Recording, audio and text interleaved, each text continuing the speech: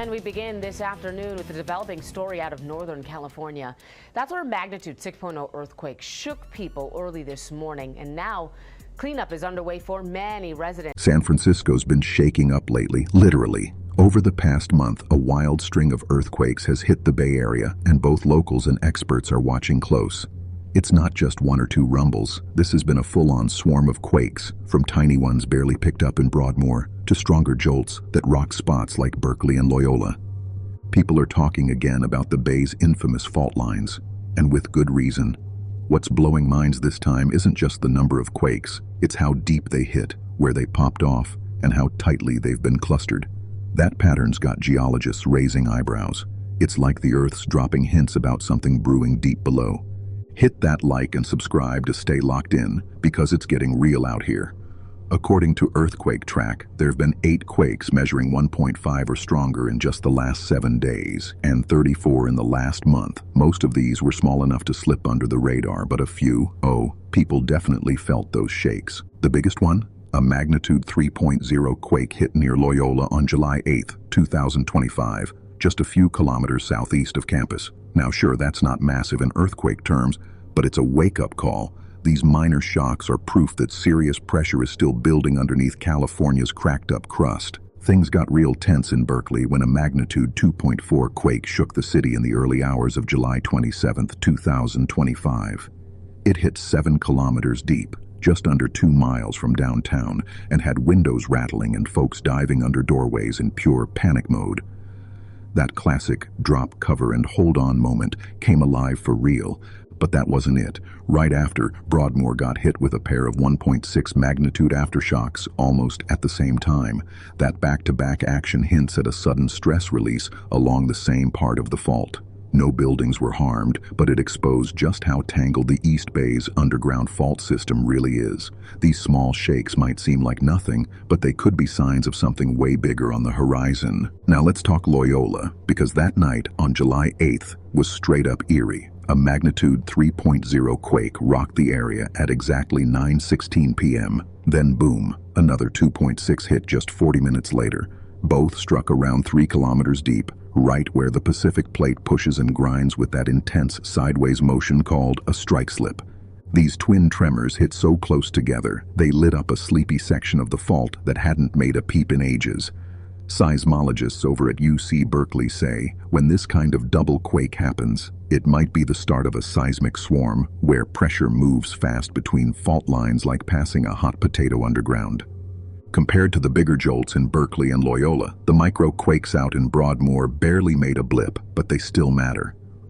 On July 27th, 2 super tiny tremors, just magnitude 1.6, hit just hours apart, about 7 kilometers deep, just north of Pacifica. Nobody felt them, but the high-tech sensors sure did.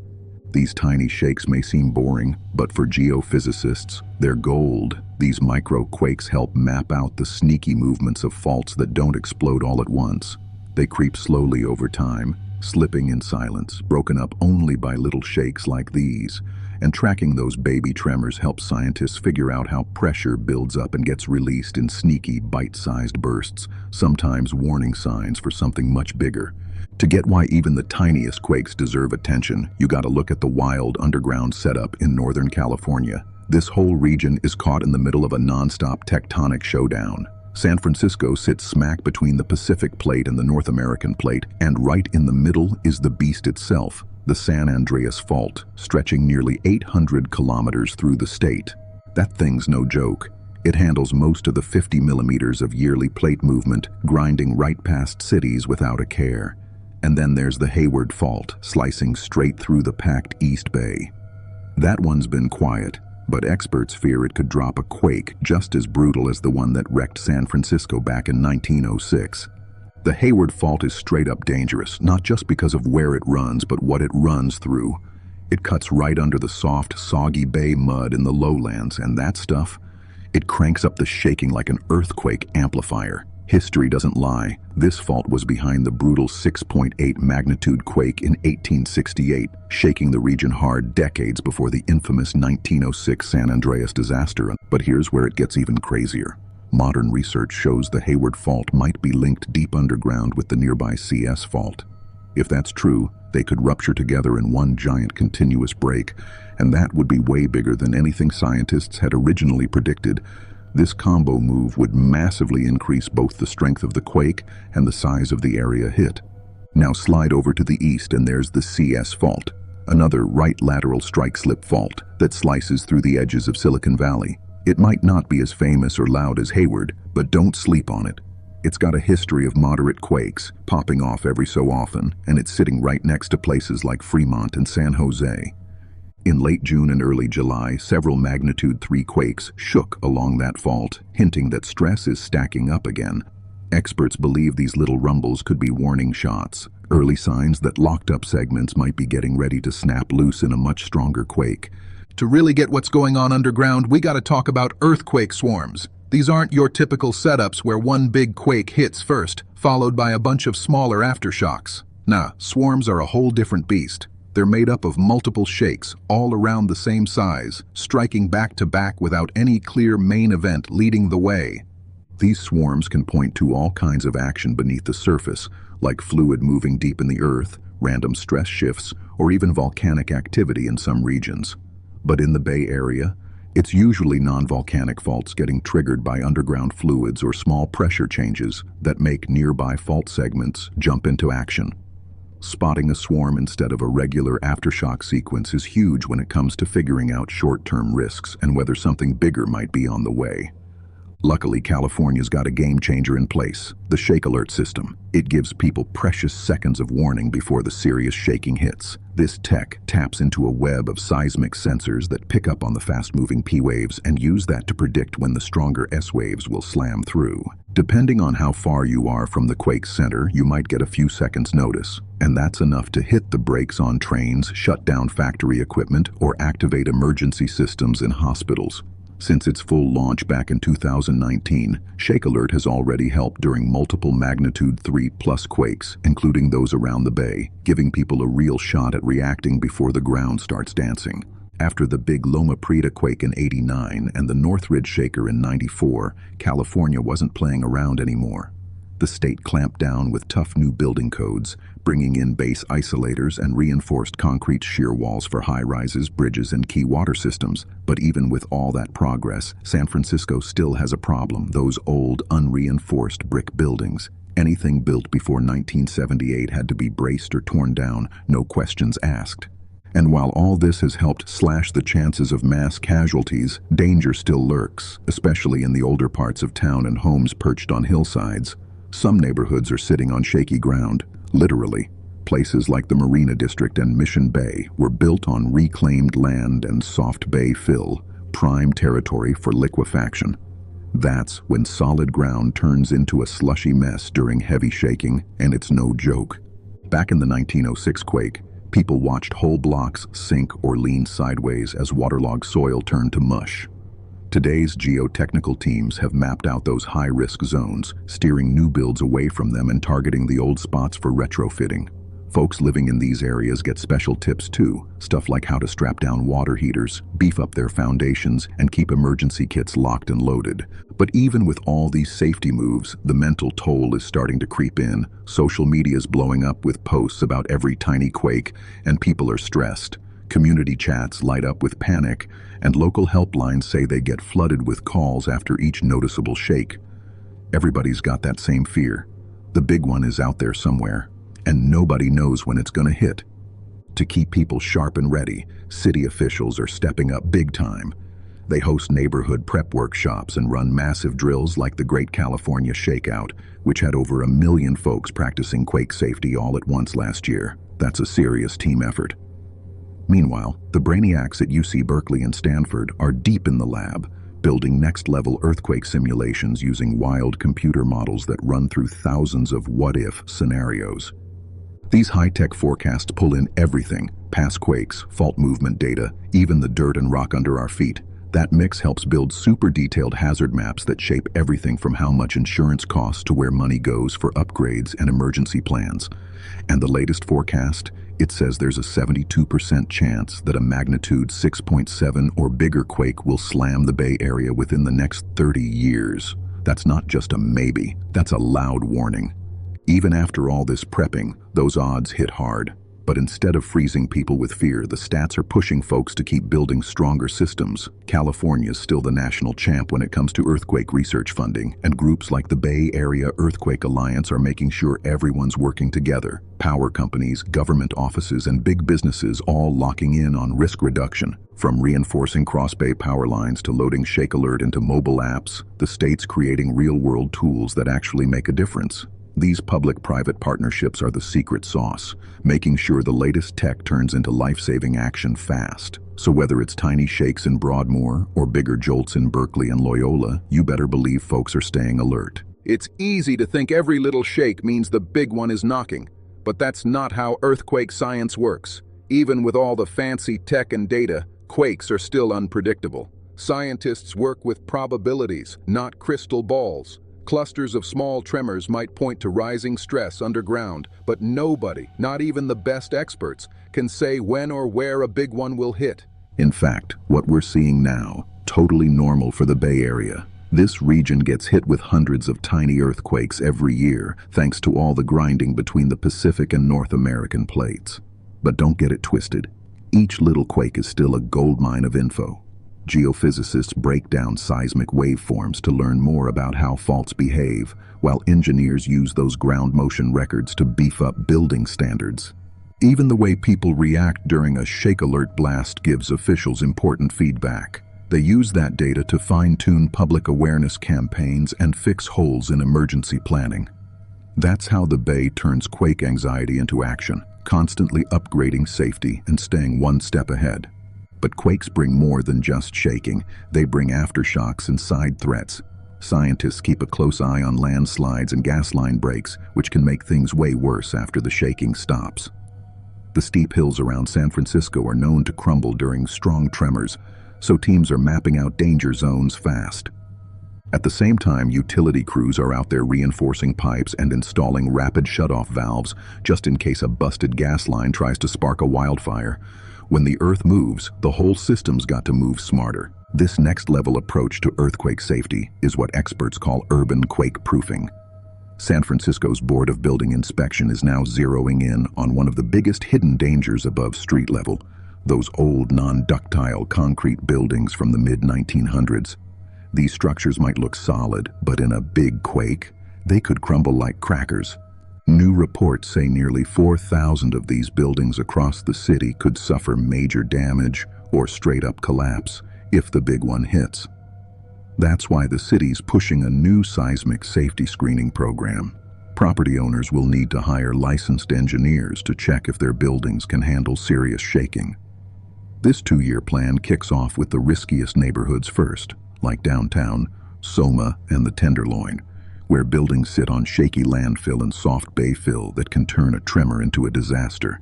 Even though the first round of rules doesn't force owners to do retrofits just yet, it sets performance goals and tells city officials to dig through the data and prepare for future laws that will. The goal? Build a public database so tenants and owners can see what's safe and what's not. No more secrets, no more guessing. This kind of transparency pushes people to act before it's too late. But here's the wild part. Less than 15% of Bay Area homeowners even have earthquake insurance. That's crazy when you realize a moderate quake could cost anywhere from $5,000 to $25,000 in repairs per house. National surveys show most Californians totally underestimate how much a quake could drain their pockets. Folks are rolling the dice, hoping the earth stays still. Earthquake insurance in California isn't cheap, and that's part of the problem. Premiums can swing wildly depending on things like how old your home is, what it's made of, and how shaky your neighborhood is rated. Right now, the median cost sits around $1,300 a year. That's nearly 4 times the national average. And the kicker, deductibles usually sit between 10% to 20% of your total coverage. That means even with insurance, you could still be out thousands. That steep price tag pushes a lot of folks, especially in lower income areas, right out of the game. They simply can't afford the protection, and that's where things get risky. Insurance pros say this gap in coverage is a major weak spot in earthquake resilience. They're calling for more public outreach and smart incentives like premium discounts for buildings that get retrofitted. If more people are covered, fewer families will be left broke after the next big one. On the bright side, tech is stepping up strong. The MyShake app is changing the game in early warning, and it's already been downloaded over 4 million times across California. Built by UC Berkeley, this app runs off the same sensor system as Shake Alert, but it adds real-time crowdsourced info from smartphones to boost accuracy and speed. The best part? You can still get alerts even if your GPS is off or you're outside the main coverage zone. That means tourists, commuters, and people in underserved areas can all stay in the loop. Recent updates even added faster notifications and multiple language options, so nobody's left behind. The way people are using this app shows a real cultural shift. Earthquake prep is becoming part of everyday life, like checking traffic or weather. And that mindset? It could make all the difference when the ground finally gives way. The California Earthquake Authority, aka CEA, has a slick premium calculator that lets you run through all kinds of scenarios based on your home's setup and how much coverage you want. Most policies cover about 10% to 20% of the home's insured value, and you can tack on extras like protection for personal belongings or money for temporary housing if your place gets rocked. But here's the catch. CEA policies gotta be bought through official partner insurers. That's why brokers always say shop around. You can score some serious savings by comparing deals. And here's where smart upgrades pay off. Stuff like base isolators, reinforced cripple walls, or even an automatic gas shutoff valve. All of that can shrink your premium. Lately, CEA's been testing a new grant program that targets high-risk neighborhoods. They're covering up to half the cost of retrofits just to get more people to sign up for coverage. And guess what? It's working. Applications are finally creeping up in areas that usually stay uninsured. That's proof that a mix of cash support and hands-on help can break through long-standing hesitation. When folks see real savings and real help, they step up. Meanwhile, San Francisco's Neighborhood Emergency Response Team, NERT, is out here building a grassroots army. They've boosted their squad of volunteer trainers and are hosting in-person workshops all over. Fire stations, schools, community centers, you name it. They're teaching locals real skills like Quake first aid, light rescue, and how to take charge when everything's chaos. The training is super practical, low-tech tricks that work. Stuff like DIY stretchers, tagging injured folks with whatever you've got, and sizing up damage fast so emergency teams can hit the ground running. No fancy gear needed, just know-how and nerve. Since it kicked off, San Francisco's NERT program has trained and certified over 10,000 volunteers, building a tight network of locals who know how to step up when disaster hits. These aren't just basic helpers. They're trained to support vulnerable folks like seniors and people with disabilities when things go sideways. And NERT's success is getting noticed. There's now real talk about bringing that training into the workplace, giving corporate employees the same life-saving skills. That's how real resilience spreads. Mayor Daniel Lurie's team just dropped Ready SF, a full-blown emergency prep campaign that's shaking things up with a sleek new online platform. It replaces the old SF72 site and brings way more firepower. We're talking interactive risk maps, build your own supply lists, and real-time alerts for everything from quakes and floods to wildfires, all tailored to your specific neighborhood. One of the standout features, the Build-A-Kit tool. Just punch in your household size, pet situation, and any medical needs, and boom, it gives you a personalized shopping list, complete with links to local stores. No guesswork, just action. And to make sure nobody's left behind, Ready SF is rolling deep with multilingual outreach. Community liaisons are holding in-person sessions in Cantonese, Spanish, Tagalog, and more, so everyone gets the help they need, no matter what language they speak. By teaming up with neighborhood groups, the whole campaign turns solo prepping into a community movement. It's all about people looking out for each other before disaster strikes. And while that's happening on the ground, scientists are watching from above.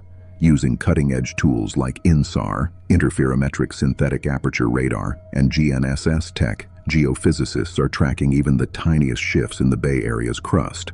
A brand new study in remote sensing of environment just showed how combining these methods gives us super accurate time-lapse views of how the land's moving beneath our feet.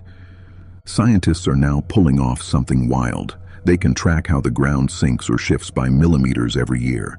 This tech reveals exactly how stuff like pumping groundwater or the weight of buildings is messing with stress levels along fault lines. And those tiny movements, They help fine-tune earthquake forecasts by showing where pressure is building fast, especially when it comes to creeping faults versus ones that are locked tight and ready to snap.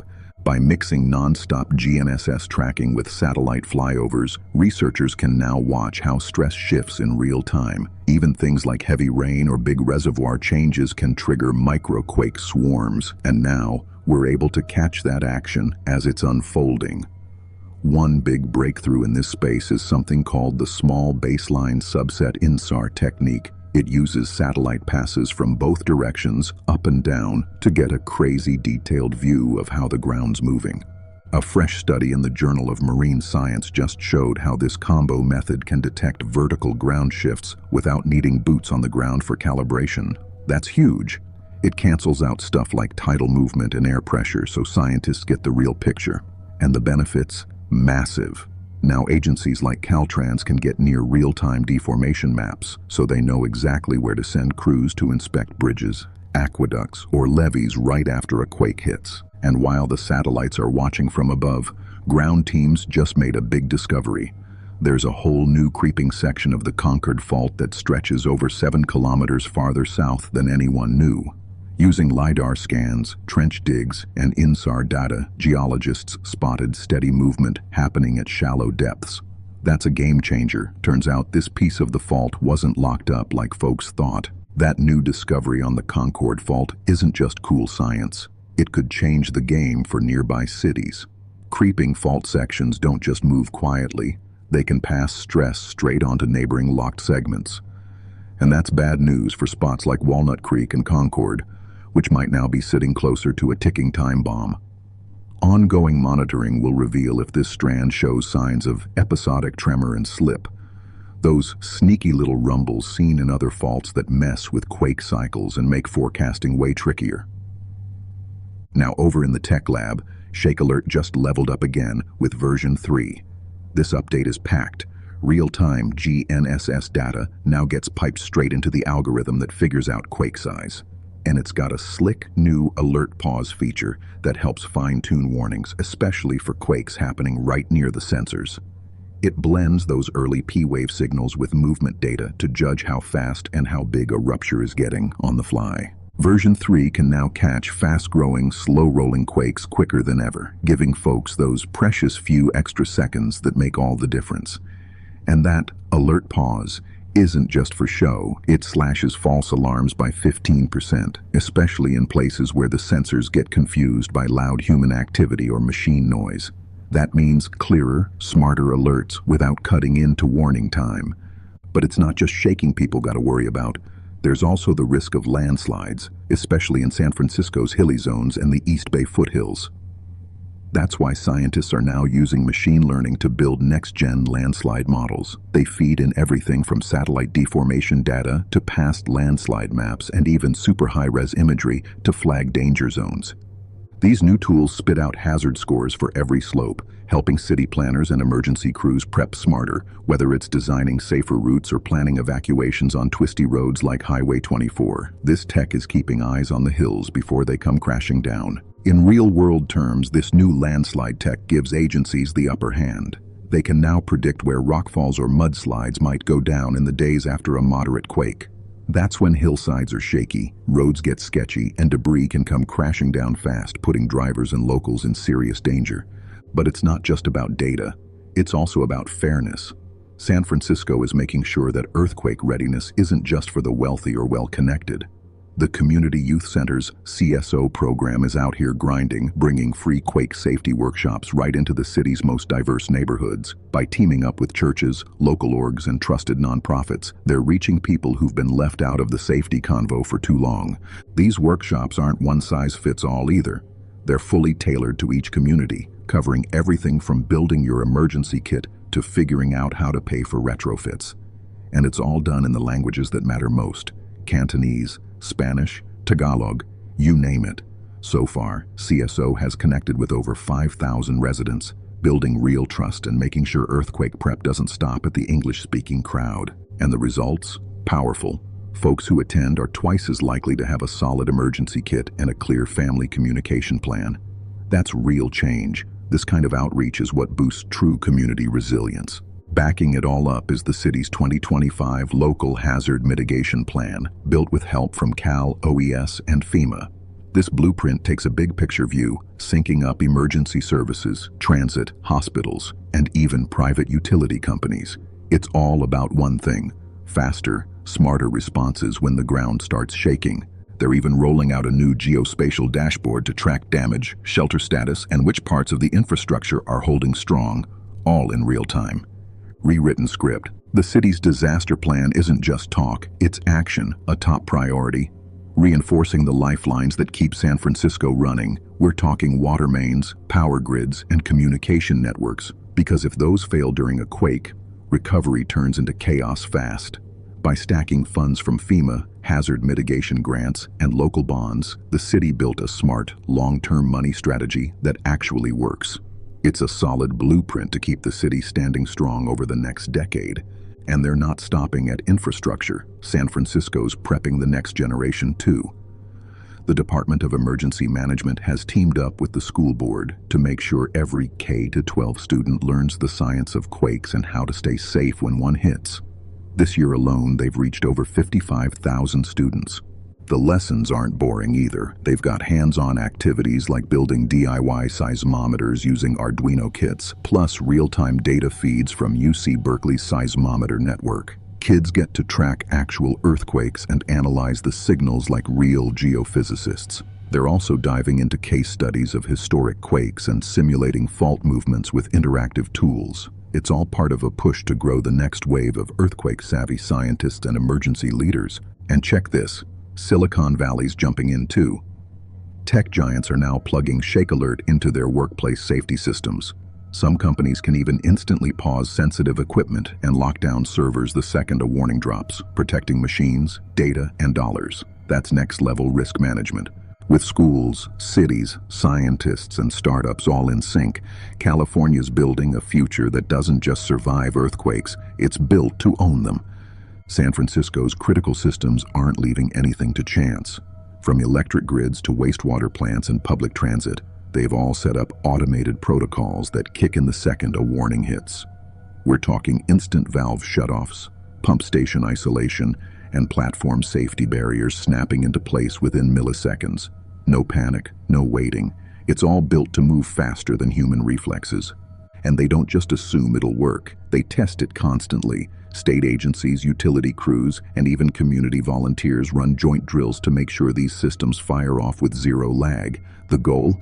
Keep everything within tight speed limits and make sure no human delay messes up the response when seconds really count.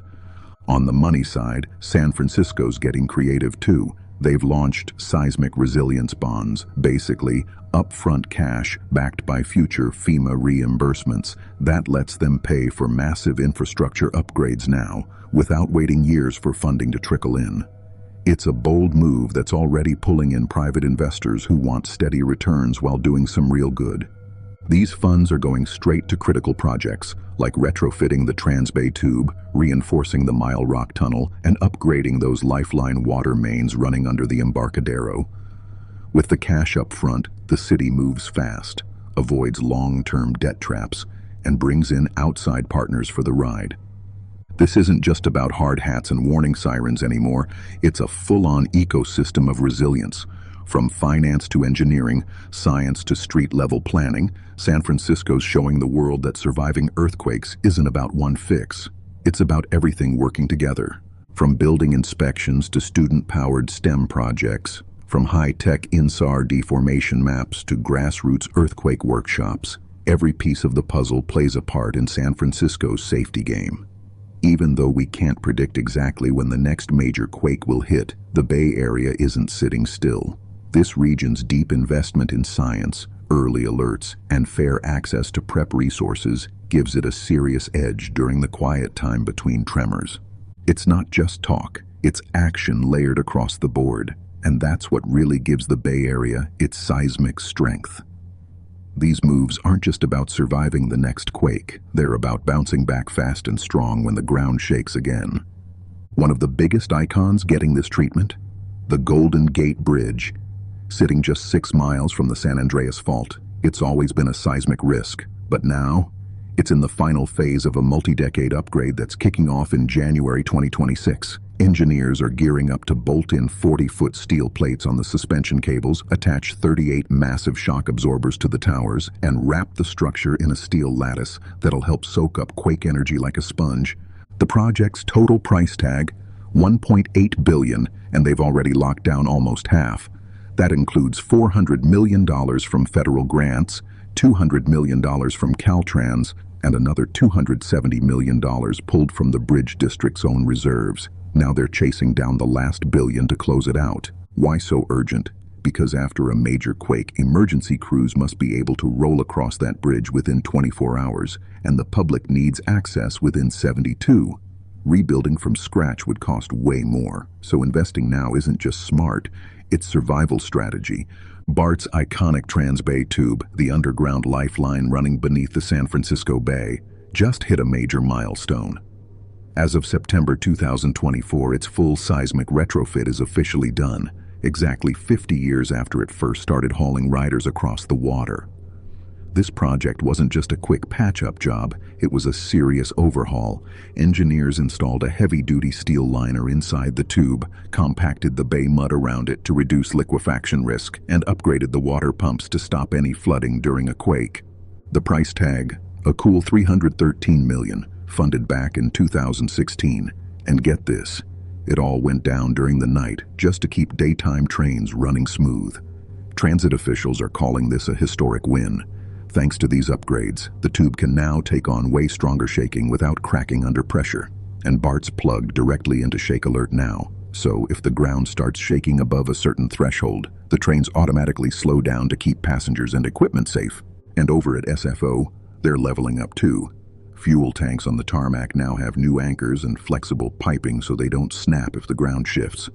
The air train tunnels, reinforced and sealed tight to keep out liquefied soil. They're not leaving anything to chance. The airport's Emergency Operations Center even got a full tech boost, backup power, stronger communication systems, the works. That way, air traffic control and security can stay online no matter what. All these transit upgrades, both underground and up in the air, are locking together like a safety net, showing off the city's mix of next-gen engineering and no-nonsense readiness. When the next big shaker rolls in, San Francisco's going to be ready to move. If this video shook you up, in a good way, don't forget to smash that like button, subscribe, and share it with someone who needs to stay woke about what's going down under San Francisco. Drop a comment below. What's your take on all these recent quakes? Think the big one's getting closer, or is it just business as usual? We want to hear it all. Thanks for watching, and we'll catch you on the next one. Stay safe and stay ready.